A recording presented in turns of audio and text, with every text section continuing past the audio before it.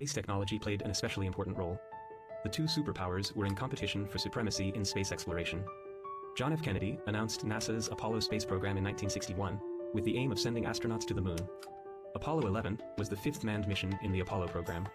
The spacecraft was propelled into space on a three-stage Saturn V rocket from Launch Pad 39A at Kennedy Space Center, Cape Canaveral, Florida, on the 16th of July 1969.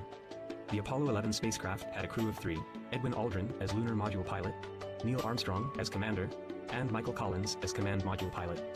As a first stage of the mission, the spacecraft was inserted into low Earth orbit. Then, the translunar injection was performed after completing 1.5 orbits around the Earth. This process took 3 days. Then, the spacecraft entered the lunar orbit and completed 30 cycles altogether.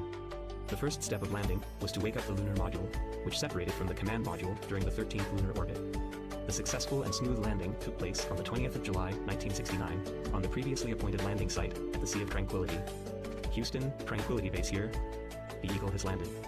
6 hours after the landing, the door to the lunar module was opened, and Armstrong, followed by Aldrin, stepped onto the moon and said, "That's one small step for a man, one giant leap for mankind."